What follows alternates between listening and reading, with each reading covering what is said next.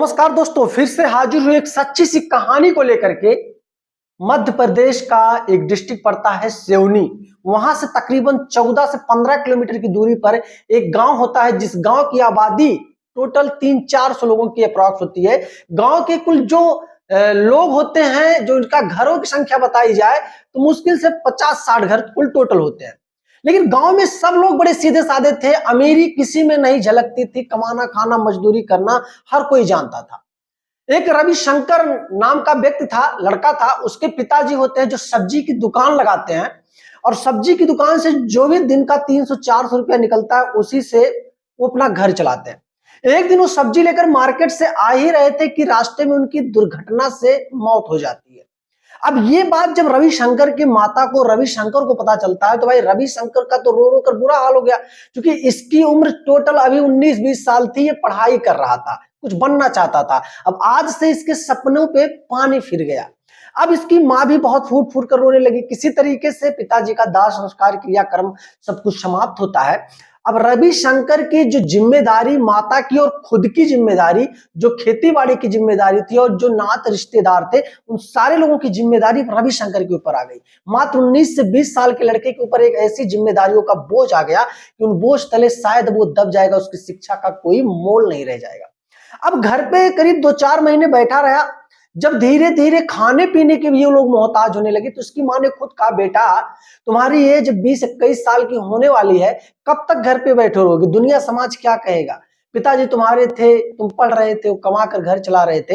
एक काम करो, कहीं चले जाओ परदेश, कुछ कमा लाओ बेटा। घर द्वार भी आपको सीधा करना, शादी भी तुम्हारी होनी है, तो अब तुमको कुछ जिम्मेदारियां पिताजी वाली निभानी पड़ेगी।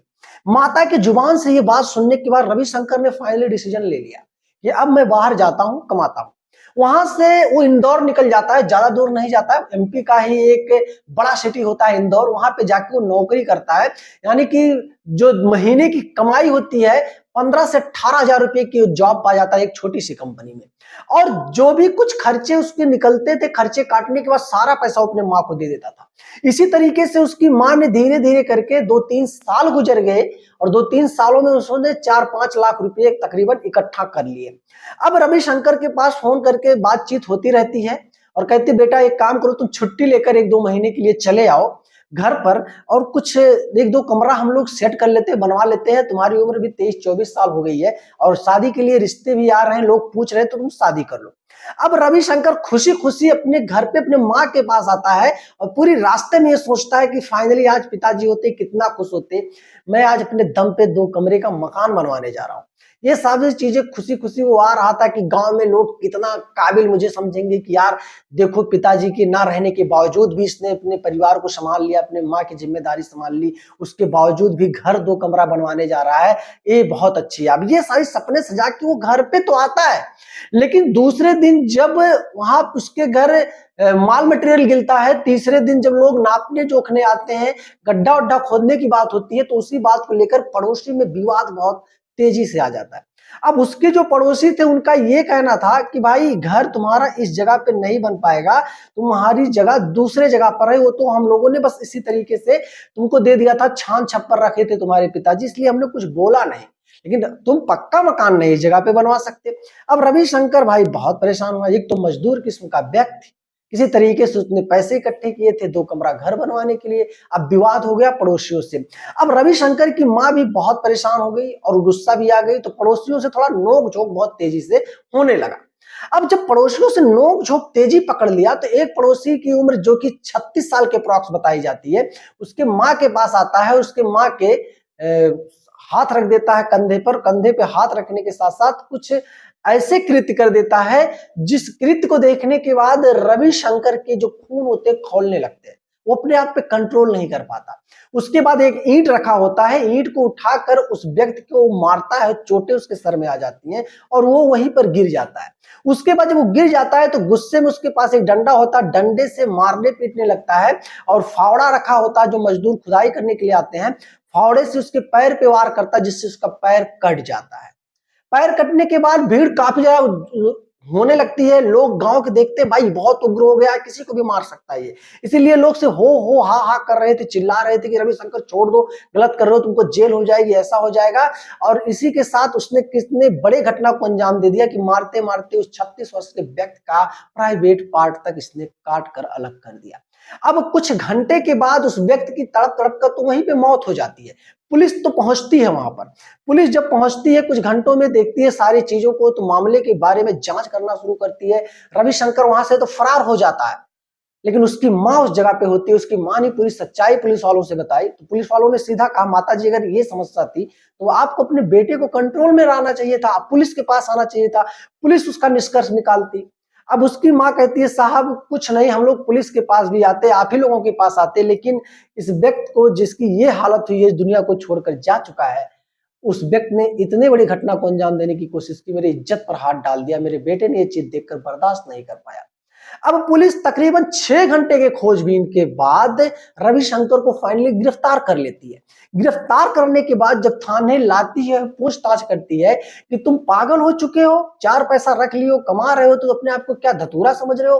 अब तुमको जीवन कारावास हो जाएगा, फांसी हो जाएगा, तुम जेल में सड़ जाओगे, ऐसा हो जाएगा, वैसा हो जाएगा। रविशंकर ने सीधा पुलिस वालों से कहा, साहब गलती तो मुझसे हुई है, मैं मानता हूं कि गुस्से गुस्से में मैंने बहुत बड़ा कांड कर दिया कि मुझे खुद नहीं समझ में आ रहा है कि मैं इसकी भरपाई कैसे करूं। लेकिन एक माँ की इज्जत पर जब बात आ जाती है तो कोई भी बेटा अपने आप को रोक नहीं पाएगा। क्या सर आप मेरी जगह पर होते तो क्या करते? पुलिस वाले ने कहा, भाई देखो बारगेनी नहीं करना, तुम्हारे इन सवालों का जवाब हम लोगों के पास नहीं है, जो भी कुछ होगा आप कोर्ट में अपनी सफाई देना, कोर्ट तुम्हें चाहे तो बाइज्जत बरी कर दे, चाहे जीवन कारावास कर दे, कुछ भी कर दे। दूसरे दिन रविशंकर को कोर्ट में पेश किया जाता है पुलिस के माध्यम से, और वहां पे जब सुनवाई होती है, सुनवाई होने के बाद रविशंकर ने यही सारे मामले जो थाने में पुलिस वालों के पास रखा था, इन्हीं सारी बातों को वो जज के सामने भी रखता है। अब जज कहता है, भाई तब तुम क्या करोगे, किसी की मार दोगे? कानून नहीं है इसके लिए, कानून तुम्हारी मदद करती। उसने कहा, साहब उस वो घड़ी, वो वक्त, वो पल, ऐसा वक्त, ऐसा पल होता है कि उस समय हमको ये नहीं दिखाई देता कि हमारे साथ जज है, पुलिस है, कमिश्नर है, कुछ नहीं, बस हमको ये लगता है कि हमको यहीं पर न्याय कर देना चाहिए। अब जज भी ये बात जब सुनता है तो जज को थोड़ा गुस्सा तो आता है कि भाई ये व्यक्ति कानून का तो उल्लंघन कर ही दिया है और एक व्यक्ति को मार दिया है इसने। इसलिए जज ने इसको तो जेल तो भेज ही दिया, लेकिन हालांकि जीवन कारावास नहीं हुई, मुकदमे चल रहे थे, धीरे धीरे सुनवाइयां अभी भी चल रही हैं। आने वाले वक्त में देखते हैं कि जज इसमें कड़ी क्या फैसला सुनाता है। दोस्तों आज की जो कहानी मैं सुना रहा हूं, इसलिए नहीं सुना रहा हूं कि आप जाके ऐसी क्राइम करो, ऐसी घटना करो, इसलिए नहीं सुना रहा हूं किसी की पर्सनल चीजों को उजागर करना, किसी की भावनाओं को ठेस पहुंचाना, बल्कि इसलिए सुना रहा हूं अवेयरनेस की दृष्टि से कहानी में सुना रहा हूं, ताकि आप देखो, सीखो, सोचो कि कभी कभी गुस्से में लिया गया कोई फैसला हमारे जीवन को किस तरीके से बर्बाद करने में कोई कसर नहीं छोड़ता दोस्तों। और हम गुस्से में इतना बड़ा कांड कर देते हैं कि बाद में हमको समझ में आता है, यार गलती तुमसे बहुत बड़ी हो गई। तो इसलिए कोई भी ऐसा कांड करने के पहले 100 बार सोच लेना दोस्त, नहीं तो कैरियर और जिंदगी दोनों खत्म हो जाएगी। ठीक है, ये कहानी जो मैं आपको सुना रहा हूं, ये कहानी मैं किसी व्यक्ति के माध्यम से, इस कहानी को मेरे पास जानकारी हुई और उस व्यक्ति की कहानी को जब मैंने सुना, उसने बताया इन सारी घटना के बारे में, मैंने सोचा एक अच्छी स्टोरी के माध्यम से, लोगों को जागरूक करने के माध्यम से इस कहानी को मुझे सुना देना चाहिए, और ताकि लोगों के अंदर जागरूकता आए, लोग समझे समाज में क्या चल रहा है, किस तरीके से इस समाज में उनको सर्वाइव करना है। वीडियो पसंद आए दोस्तों तो लाइक करना, और चैनल पे नए हो तो सब्सक्राइब करना। मिलूंगा फिर एक शानदार सी कॉन्सेप्ट को लेकर, तब तक के लिए जय हिंद।